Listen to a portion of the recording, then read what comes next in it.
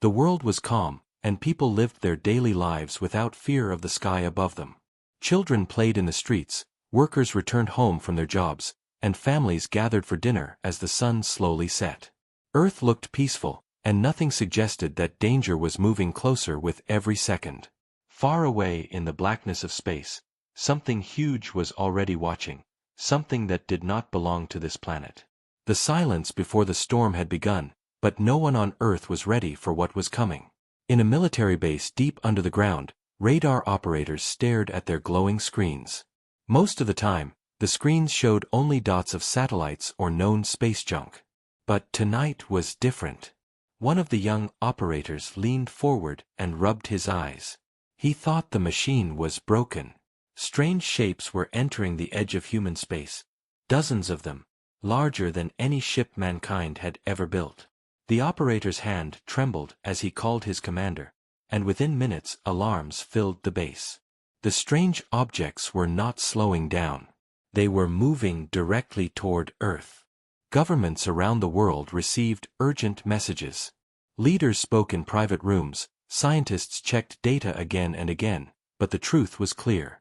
These were not human ships. They were something else. And they were coming closer. In the cities above, life continued as normal. A mother read a story to her child. A young couple argued about money. Friends laughed in a bar. Nobody outside the military knew what was about to happen, and nobody understood that life on Earth was about to change forever. The alien ships crossed deeper into human space. They were silent, no radio messages, no signals of peace, only dark machines moving like shadows against the stars. They flew in a perfect formation, and their speed was terrifying. The closer they came, the more clear their size became. Some of the ships were so large they could cover entire towns.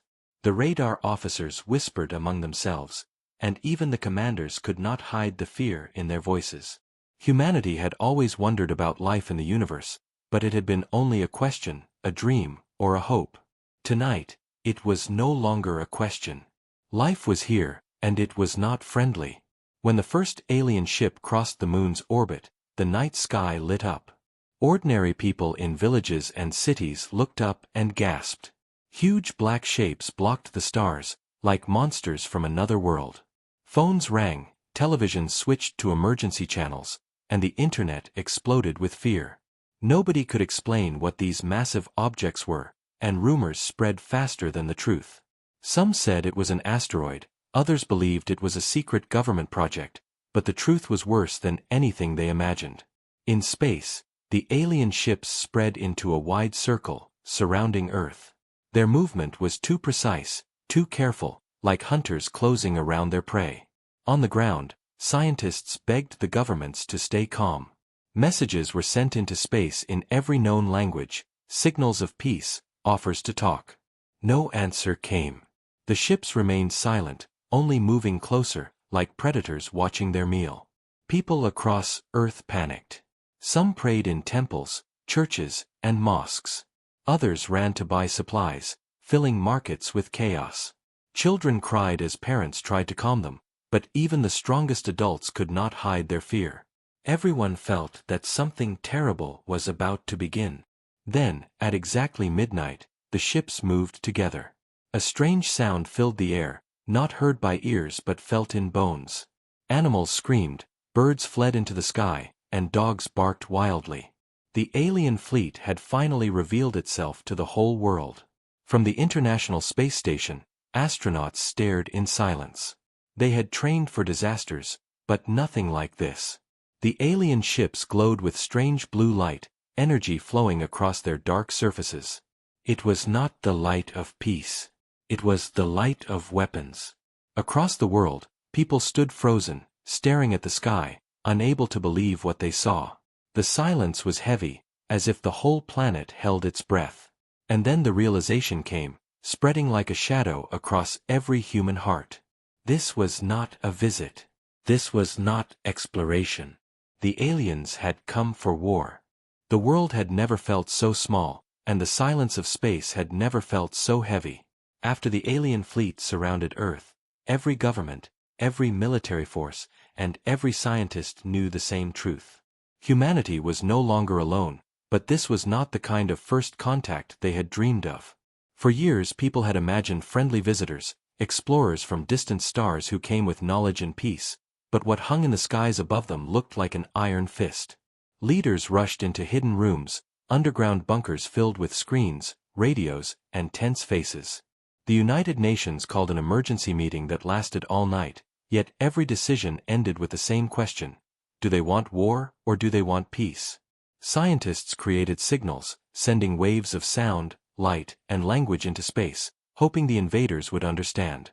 Across the world, huge antennas glowed as they beamed messages into the void. For a long time nothing happened, and many began to hope the aliens might finally answer. Then at dawn, the answer came. All screens on Earth, from the smallest phone to the largest television, flickered at the same time. People dropped cups, children screamed, soldiers reached for their weapons. A shadowy figure appeared on the screens, tall and thin with glowing eyes, a shape both strange and terrifying. The voice that followed was not human, yet every person understood it. The sound entered their minds directly, bypassing language, bypassing culture, bypassing every wall. The voice declared one message: Earth now belongs to the Empire. Submit or be destroyed. Panic spread like fire. In cities people ran through the streets, crashing cars, breaking windows, and shouting for answers.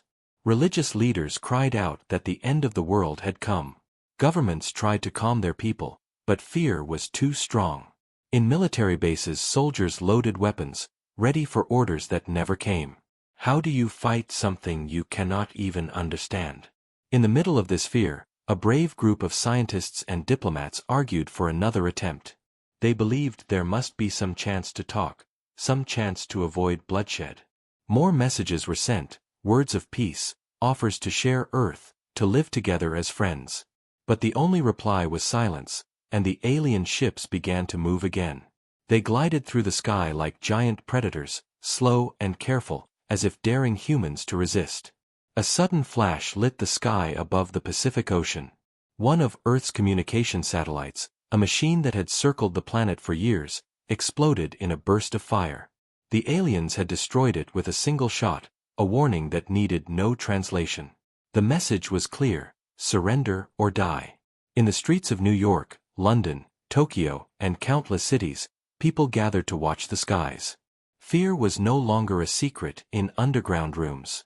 Now the whole planet saw the truth. The invaders were not here to talk. They were here to rule.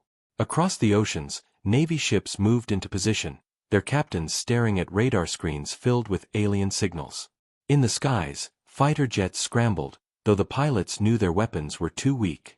On the ground, tanks rolled through the streets, not because they could stop the ships but because people needed to feel someone was protecting them. Humanity was preparing for a fight it could not win. In the International Space Station, the astronauts floated in silence, staring at the fleet below. They knew they were caught between two fires, too close to Earth to escape, too far to return quickly. Their voices were calm, but their eyes betrayed fear. They reported what they saw: hundreds of alien vessels forming a perfect line, pointing their strange blue weapons toward Earth. In secret bases around the world, military leaders whispered strategies. Some wanted to launch nuclear weapons, others demanded patience. No one could agree, and every minute wasted brought the aliens closer. Families huddled together in their homes, watching the news with wide eyes. Some cried, some prayed, some cursed the sky. Children asked questions their parents could not answer. Why were they here? What did they want? Would Earth survive the night? In one city, a group of people raised signs asking for peace, waving at the ships above, but the ships gave no answer. Instead, more lights began to glow on their black surfaces, and the hum of energy filled the air. It was like the sound of a storm before it breaks, and everyone felt the truth in their bones. The aliens had spoken once, and once was enough. They had come not as guests, but as conquerors. And as their weapons charged with silent fury, humanity finally understood the cost of silence. First contact was not a beginning of friendship. It was the beginning of war. The night sky was no longer beautiful, it was terrifying. Billions of eyes watched as the alien fleet positioned itself above the planet, their massive ships glowing with blue fire, their weapons humming like thunder trapped in metal.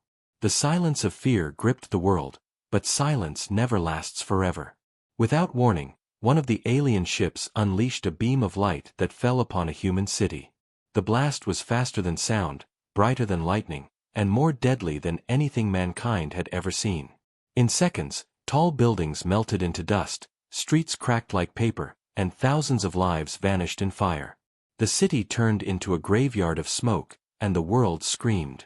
Across television screens, across radios, across every phone, the horror was seen and heard. Humanity had just been attacked, and the dream of peace died in that single moment. Military bases exploded with orders, jets raced into the air, and missiles launched from silos hidden deep in the ground. Earth had no choice but to fight back, even if the fight was hopeless. Fighter pilots locked on to the alien ships, their voices filled with both courage and fear. Missiles screamed into the sky, explosions lit up the darkness, and for a brief moment people hoped that the invaders might be hurt. But the hope was crushed as quickly as it rose.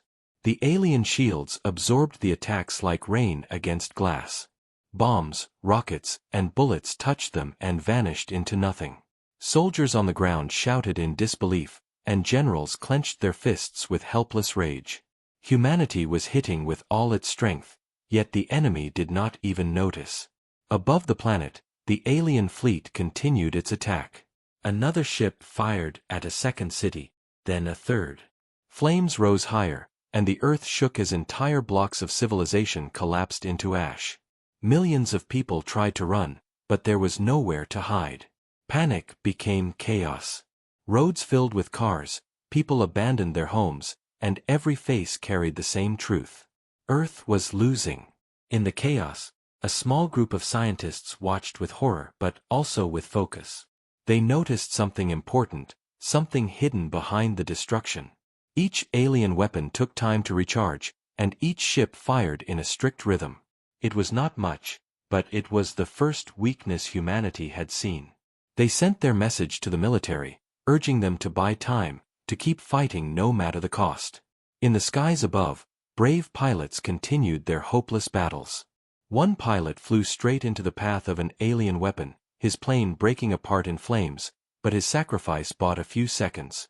Another squadron of jets used the moment to launch missiles at the same target again and again. The shields flickered for a fraction of a second, and people watching on screens around the world gasped. The aliens could be hurt, but it would take blood and courage beyond measure. In underground bunkers, leaders argued about using nuclear weapons.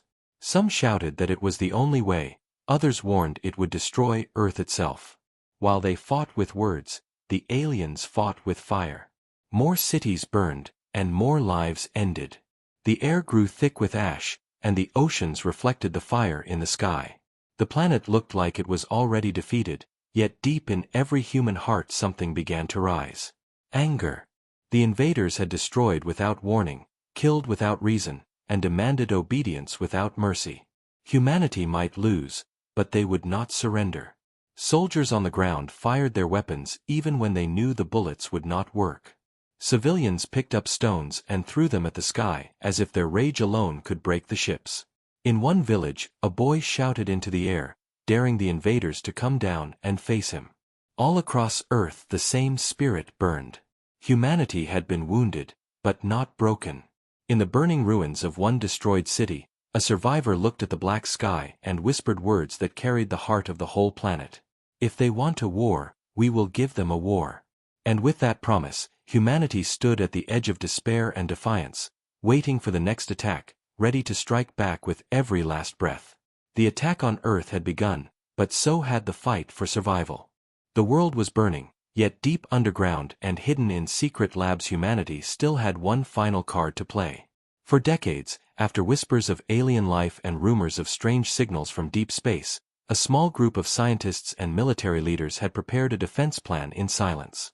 Most governments ignored them, calling the project a waste of money, but the project had continued in the shadows, waiting for a day that many believed would never come. Now that day was here, and Earth needed every weapon it could find.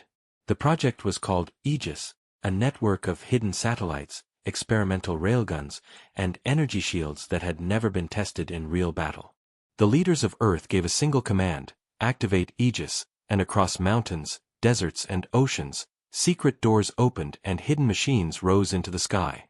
Giant cannons powered by magnetic storms pointed upward, satellites came alive with blinding beams of light, and defense stations that no civilian had ever known about began to fire. For the first time since the attack began, the night sky lit up not only with alien fire but with human strength. The first railgun shot thundered into the heavens, a streak of metal traveling faster than anything mankind had ever built. It slammed into the shield of an alien warship, and for a heartbeat the blue glow flickered. People watching the live feed held their breath, then screamed when the second shot landed. The alien shield broke apart in a burst of sparks, and the warship shuddered. The third shot hit directly, tearing through black metal and sending pieces falling toward the ocean. The world erupted in cheers. Humanity had struck back, and for the first time the invaders bled. Across Earth, soldiers shouted with new courage, civilians clapped their hands and hugged strangers, and leaders looked at each other with hope in their eyes. The aliens were not invincible. They could be hurt, and if they could be hurt, they could be defeated. But victory would not come easily. The alien fleet reacted with deadly speed. Ships turned toward the new threat, firing their terrible beams at the hidden weapons of Earth. One by one, defense stations were destroyed, mountains collapsed, and oceans boiled as alien fire struck back. Yet the Aegis system kept firing. Every second it bought gave humanity a chance to breathe. Fighters in the air found new purpose, diving toward enemy ships to protect the heavy guns. Some pilots never returned, their planes burning like falling stars, but their sacrifices gave railguns time to reload and fire again. In cities, crowds that had once screamed in fear now shouted in anger. People waved flags, sang songs, and raised their fists to the sky. Humanity was united in a way it had never been before. It did not matter what country they came from, what language they spoke, or what god they prayed to. They were all human, and they were all fighting for Earth. The aliens pressed harder, their weapons cutting through defenses like knives through paper, but humans refused to stop. Even as bases crumbled and soldiers fell, the message was clear. Earth would not bow, Earth would not kneel, Earth would not surrender. In a control room filled with smoke and flashing lights, a scientist looked at the screens and whispered with tears in her eyes. "It is working. They can bleed." She pressed a button that sent a signal across the globe, rallying every remaining piece of the Aegis network to target the same alien ship. Dozens of shots fired together, a storm of metal and light tearing into the sky. The massive alien ship shook, its armor breaking apart, and then it exploded in a fireball so large it lit the night like a second sun. The world went silent, then the silence broke into a roar of joy. Humanity had destroyed its first enemy ship. It was not the end of the war, but it was the beginning of resistance. The aliens still outnumbered them, their weapons still stronger, their ships still larger, but they were no longer gods in the sky. They were enemies that could be fought. Humanity had finally struck back, and Earth had shown its fury. The battle was far from over, but from that moment forward, the invaders knew one truth. Humans were not prey. Humans were predators too, and they would fight until the last breath of the last soldier, until the sky itself was free again. The battle raged on, Earth's skies filled with fire and thunder, but after the first alien ship was destroyed something began to change. Humanity had tasted hope, and with hope came courage that no weapon could kill. Yet even courage was not enough, for the alien fleet was still vast, their power overwhelming. Cities burned, oceans boiled, and soldiers fell, but humanity kept fighting, desperate for something more than survival. In a hidden bunker beneath the ruins of a destroyed city, a team of scientists searched through mountains of data. Their computers shook with every blast above, their ears rang with distant explosions, but their eyes never left the screens. They had studied every movement of the alien fleet, every shot, every pattern, and at last they found it. The aliens were not acting as individuals, they were acting as one. Their formations were too perfect, their attacks too coordinated, as if every ship was a finger of the same hand.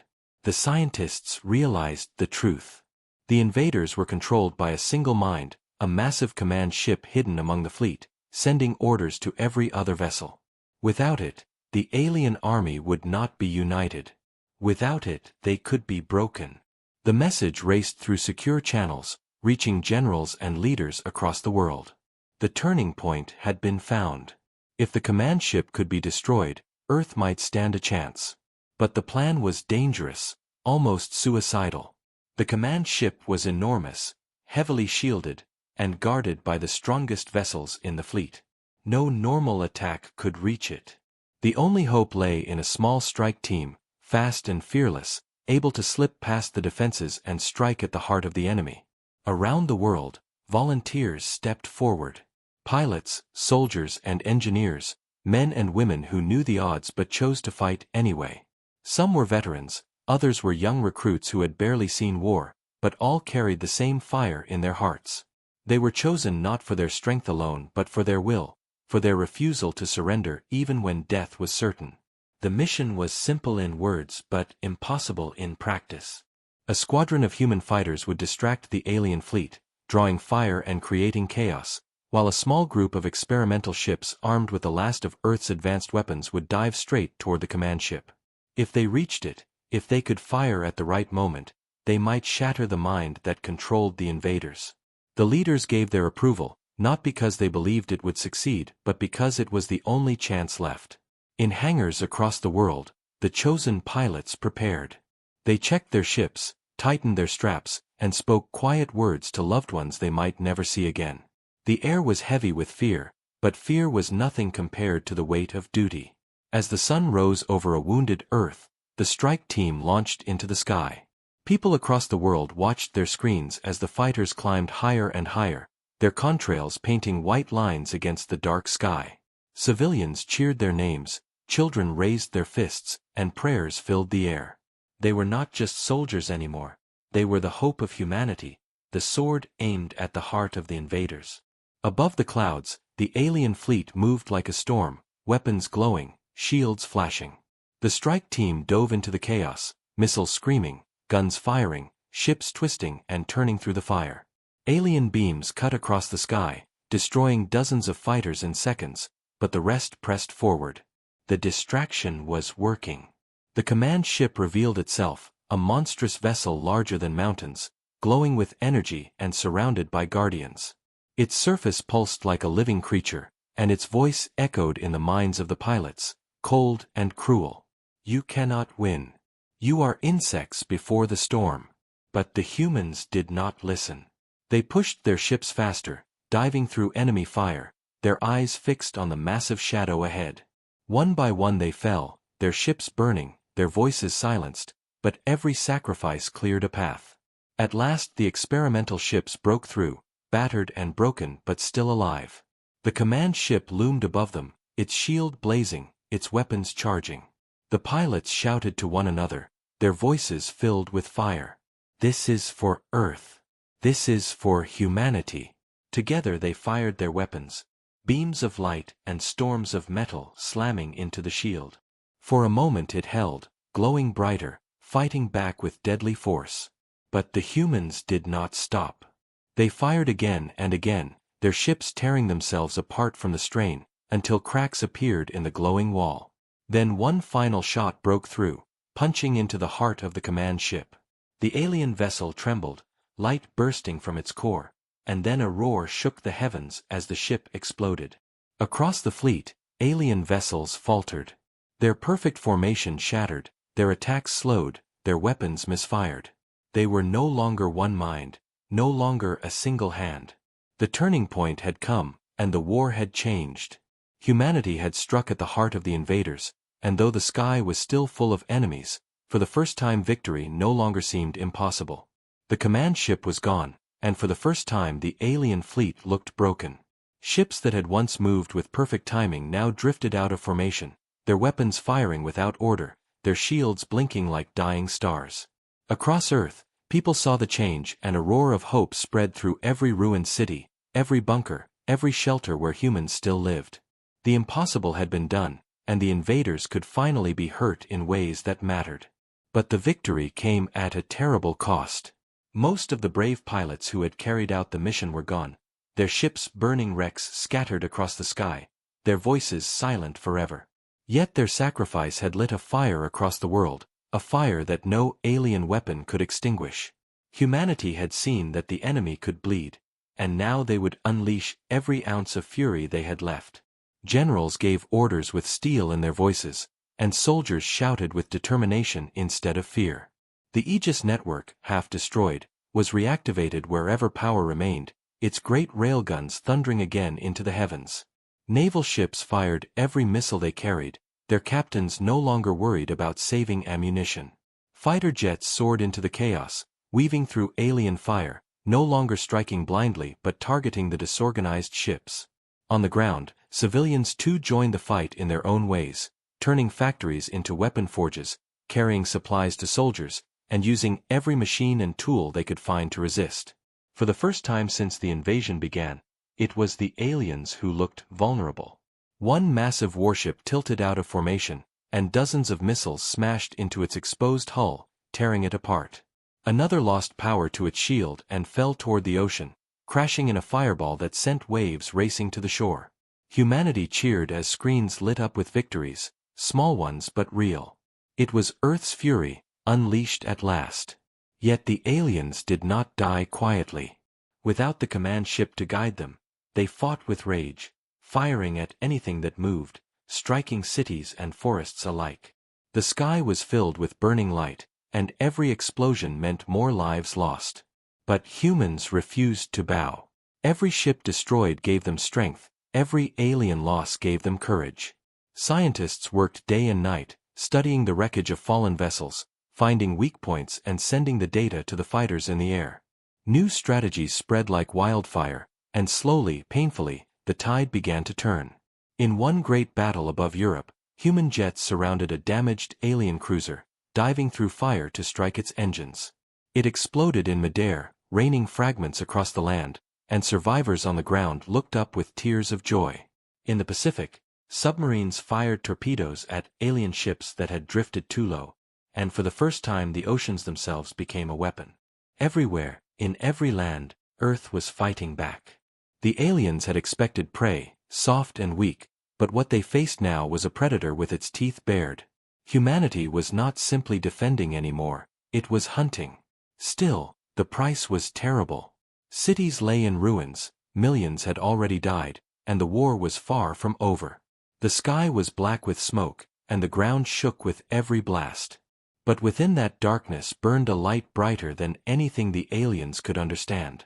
It was the spirit of Earth, the unbroken will of a species that refused to kneel. In control rooms filled with smoke and sparks, officers shouted orders with fire in their hearts. In trenches dug into broken streets, soldiers lifted their weapons with trembling but determined hands. In homes torn apart by fire, survivors whispered promises of revenge. The whole planet was united in rage, and the rage gave them strength. High above, another alien ship tried to flee into space, its engines blazing, but human fighters chased it down. The last missile struck, and the ship broke apart, scattering across the stars. The message was clear. There would be no safe escape, no easy victory. The day of conquest had turned into a day of resistance. Humanity had become the storm. And as the sun rose on a scarred but unbroken world, every human heart carried the same vow. Earth would not stop. Earth would not forgive. Earth's fury had been unleashed, and the invaders would feel it until the last of them was driven from the sky. The war reached its breaking point, and the skies above Earth were no longer ruled by order but by chaos. Alien ships still rained fire upon the planet, but their formations were shattered, their once perfect unity gone. Human fighters swarmed like hornets, striking again and again, and the mighty Aegis guns roared with every ounce of power left in their broken systems. Cities burned, oceans boiled, and mountains trembled, yet through the smoke and destruction one truth began to shine. Humanity was no longer fighting to survive, they were fighting to win. Every battle carried pain, every strike cost lives, but with each alien ship that fell, the spirit of Earth grew stronger. In command rooms filled with dust and sparks, officers leaned over their consoles, voices hoarse but filled with steel as they gave orders. In the skies above, pilots with nothing left to lose shouted victory cries as they fired their last missiles.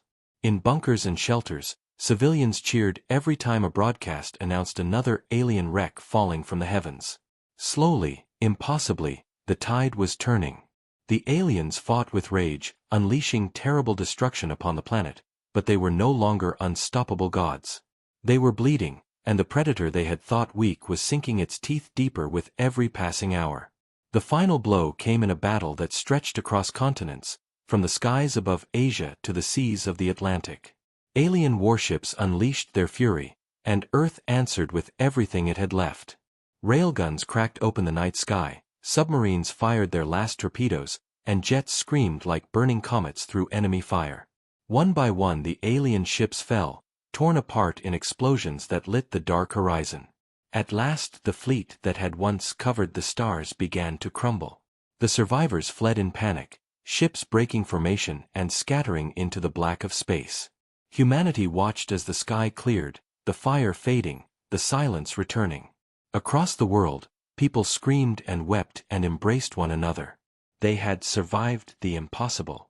Against an enemy greater than anything they had ever imagined, Earth had fought back, and Earth had won. Yet the cost was beyond measure. Whole cities were nothing but ruins, ashes scattered where millions had once lived.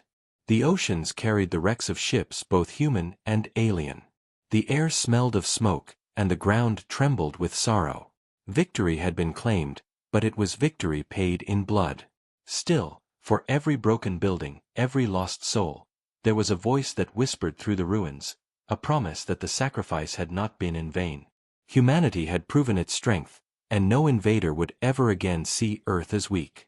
The world was united as it had never been before, not by choice but by survival, not by fear but by fury. And in the silence that followed the battle, people everywhere lifted their eyes to the stars. They knew the war was not truly over. Among the wreckage of the fleeing fleet, one alien ship did not fall. Damaged, burning and broken, it managed to escape the slaughter, engines barely holding together as it vanished into the endless black. Deep inside its shattered hull, alien survivors worked desperately, sending out a single signal, a cry across the void. The message was clear, and though no human heard it in that moment, its meaning would echo across the galaxy. Earth was dangerous. Earth was strong. Earth was not to be taken lightly. But the message also carried coordinates, a warning, and a plea for revenge. Somewhere far beyond the stars, in the cold heart of the Empire, others would hear it. And when they did, they would come. Humanity stood together on the smoking ground of their victory, unaware that their greatest challenge had only just begun. The day humanity struck back had ended in triumph, but the future now carried a shadow, a promise of another storm rising in the darkness of space.